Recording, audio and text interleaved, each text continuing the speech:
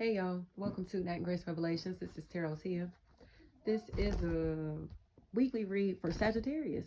Sun, Moon, Rising, Cross Watchers, whoever is here. Thank you for listening, Sag. May or may not resonate, but I do offer personal readings. Link to the website is down in the description, y'all. My Instagram is Tarot by Tia 101. I also do post typically like daily readings on Instagram. Like horoscope readings. They're all written though. No videos really.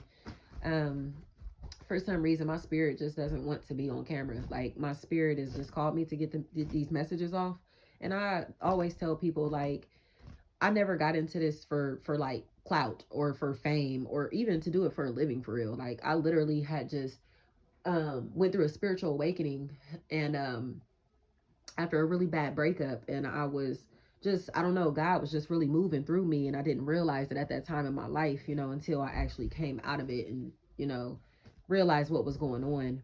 But I had been broken down, just mentally, emotionally, just really damaged. And I started to work out, and I was working out every day. Like I had so much just pent up frustration and anger and pain that all I could do was run.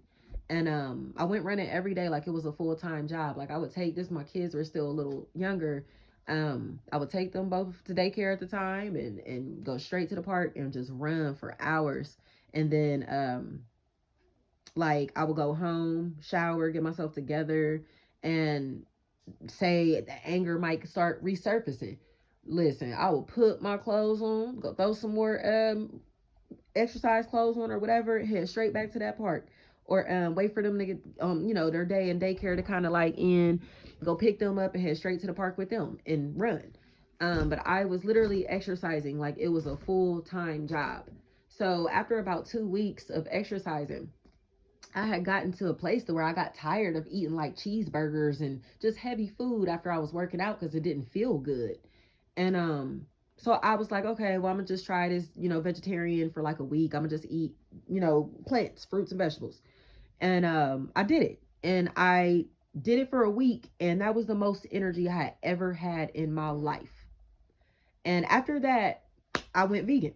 Like I didn't look back. I was vegan for about 4 consecutive years. And then once I had the baby, my iron was so low when I had the baby, I did start eating meat again. So I do eat meat now, but I went plant-based for, like I said, for years. I didn't drink alcohol for 4 to 5 consecutive years. um my life really, God took me to a very dark place to help me find the light within myself. And I ain't been the same ever since, but it ain't a bad thing. Okay. So I don't know if that type of stuff is a really big factor in your life, to where you may be experiencing dark times, going through a dark night of the soul, and kind of questioning your reality, questioning what you're going through, questioning what's real and what's fake, questioning, like it was days that I had to question if I was a fucking live sometimes. Like I still like would have to call somebody, like I'm just making sure I'm alive, because I literally was walking around feeling like a fucking ghost. Like I was so dissociated from my physical reality because my spirit was so low. God couldn't do nothing but carry me, you know? And I am always, always, always grateful for that, because that situation put me on a path to righteousness that I refuse to deviate from, because I understand the power of God and how great God is, and how God will move through our lives when we know God is real, and when we know that God has instilled that power within us as well. So it's really interesting to me, because it feels like you've kind of been in denial, like, or kind of refusing to go through some type of change or transformation or a life shift that may kind of cause you to let go of baggage, or let go of old friends, old relationships, old opportunities. It's like it's time to let go of these old things and kind of start new. It just feels like the new energy may be rushing in, or you may feel like it's rushing you into this process, and it's like, hold on. But you can't control your spiritual journey. You can control what you do on the path, but your destiny is just that. You know, you cannot alter your fate.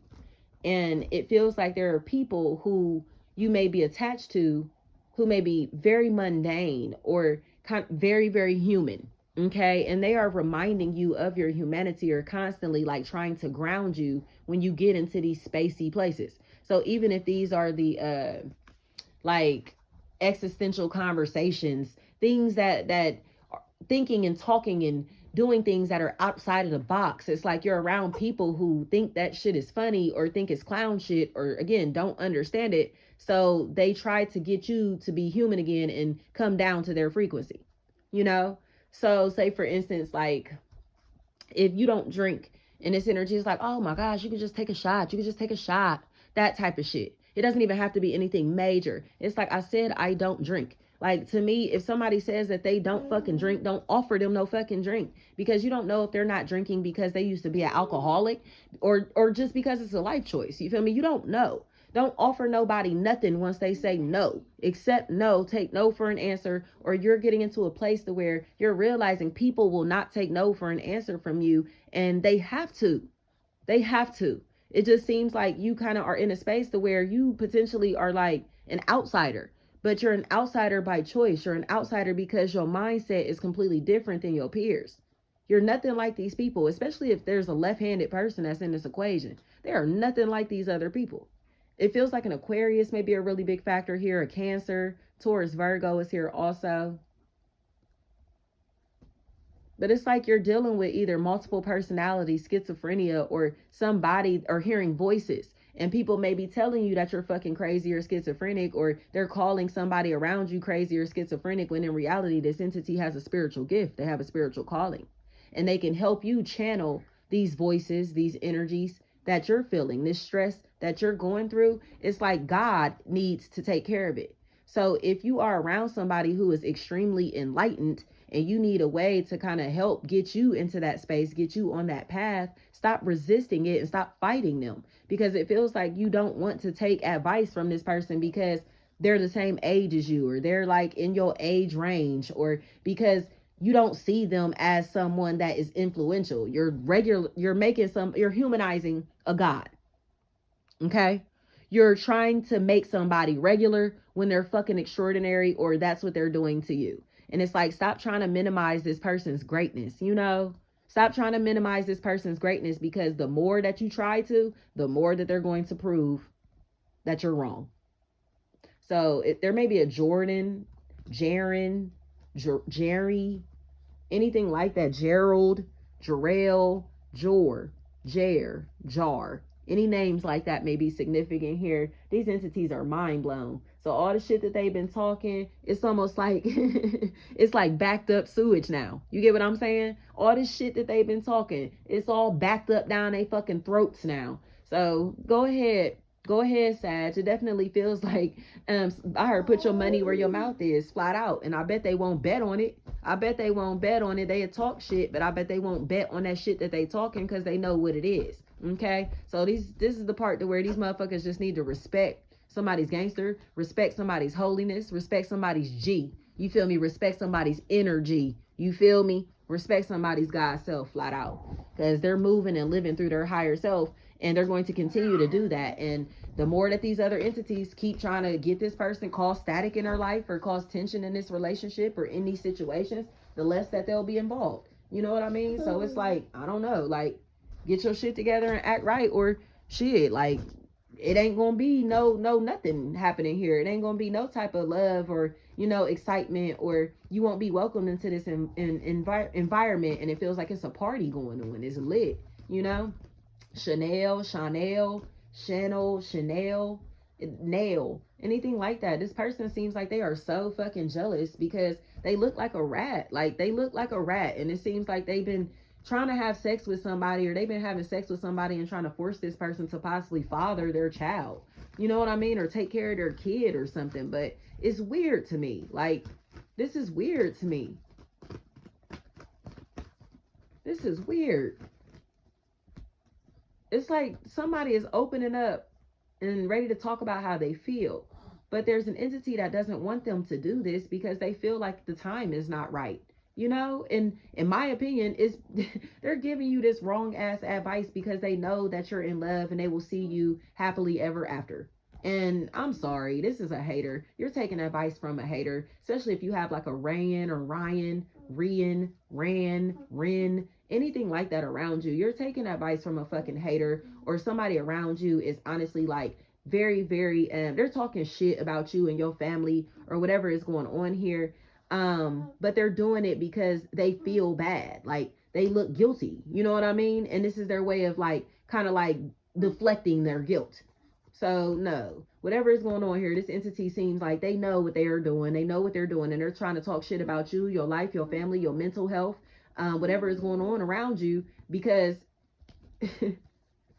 they're struggling, they're suffering, they're miserable. You get what I'm saying? I don't like this, especially if there's a Chanel, something like that. That's a factor. This energy looks like they need to mind their fucking business. Like whatever is going on here, they really think that they know somebody that they do not know. They think they know shit about somebody's life that they do not know. And it honestly seems like they're doing this because they're jealous of them. Especially if the letter R is a really big factor. It's like this person is pocket watching another. They're pocket watching them, and honestly, that's why they don't fuck with them, because they can tell that they're pocket watching them or they're stealing their money. You get what I'm saying? They were stealing money from this person.